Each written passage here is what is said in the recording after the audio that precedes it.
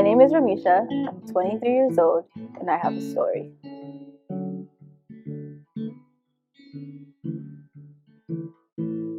Throughout my whole life, I've been in hospitals for pneumonia, respiratory infections, asthma attacks, fevers. And there was one point when I was a kid, I would go to the hospital every month and stay for at least 5 days. Very hard. Very challenging. My biological mom, like, I guess from day one, I don't know, day one, day two, she was addicted to drugs, is addicted to drugs. I wish I knew. She decided to use drugs while she was pregnant with me.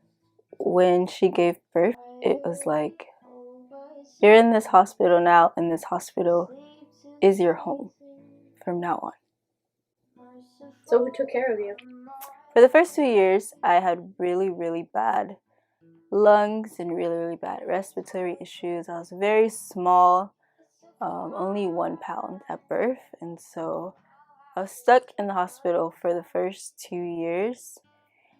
And then there was a short time in foster care, and then my great aunt, who was actually my biological mom's in-law, decided to take me in.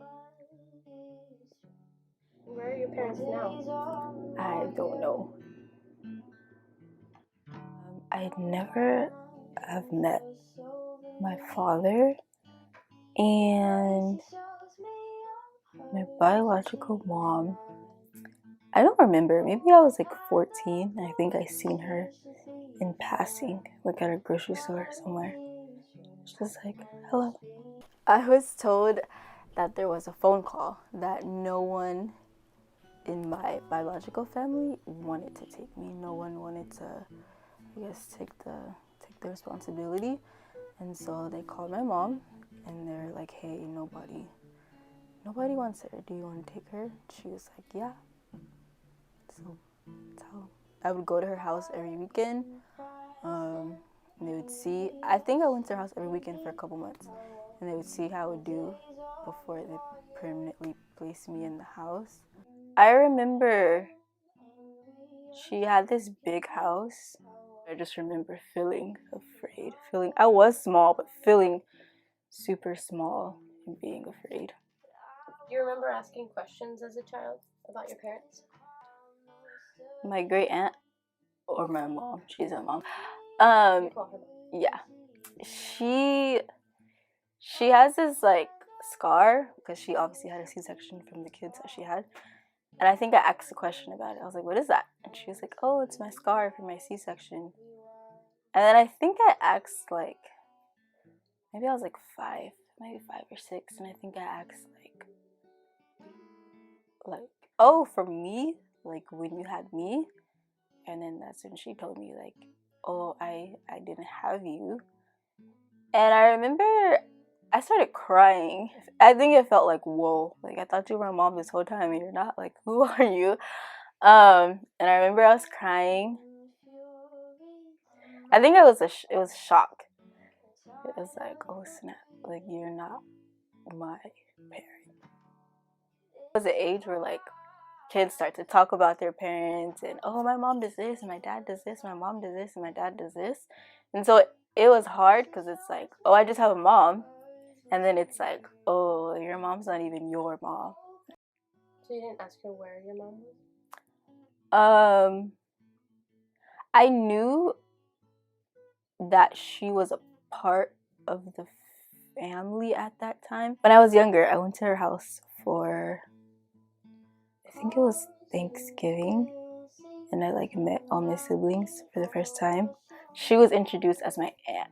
And so when I went, it was like, I'm gonna go hang out with my aunt and my cousins. I was super little, maybe like 4 or 5. And one of my brothers put me on his bike, and we crashed the bike, and I hit a tree. I skid my face on the tree, and then I remember that was it. I never went to see them again. Then fast forward to when I was like, oh, like you're not my mom. It was like, no, she is. And then it was like, well, wow, it's really all coming back. It was like, why? I think that was why I was crying, because I was like, well, why am I not with her? Like, I went to her house and I seen her other kids. Like, I'm her kid too. Like, why can't I be where they are? It was hard because it's like, you have a house with all of your children living in it. What's so different from me? Like, why am I different? It's like, why am I not included? Do you feel like you've gotten answers to that? No. I feel like I've come up with my own answers in my head to make myself feel good about it. I think I did the math of like how old she was and how old I think she was around like 23 when she gave birth to me. And so I'm 23 right now. And so I'm trying to imagine myself having my own demons or being addicted to drugs, having my own issues, and being like, okay, maybe I shouldn't take care of a kid, maybe I shouldn't have a kid. But then I also think like, okay, but we live in the same city, we grew up in the same place, like our families are intertwined. But yeah, I try to make answers in my head, like, yeah, maybe she just wasn't fit, just wasn't right, things like that. Do you wish you were close to your mom Yeah. now?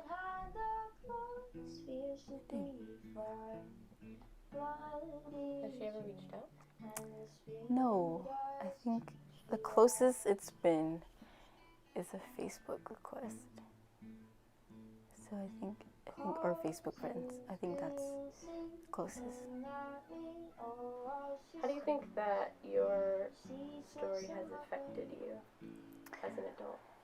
It made me question myself a lot. At first I was embarrassed. Sometimes I still can be. It's a very hard story to tell and a very hard story to share.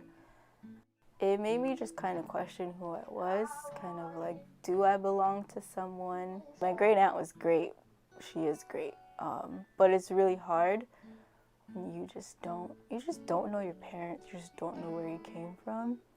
You don't know your family history, or you don't have baby pictures, or people have like photo albums of when they were born, like the day they were born, the little bracelet things, a footprint. You have those things. If you could change things about your past, would you? I want to say yes, but no, I wouldn't change it. God would have written it differently if he wanted to. And as badly and as much as I pray to God, and sometimes I'm angry with my life, and why was this my life, and why was this card to me,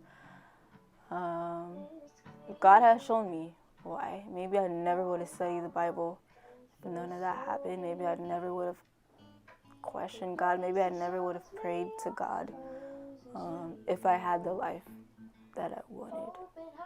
So no, I wouldn't change it.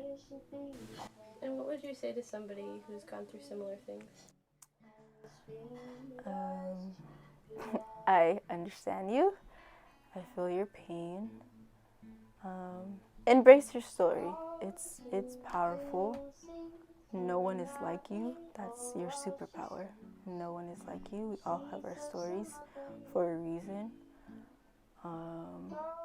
Believe that God wrote your story for a reason, and God wants to use you.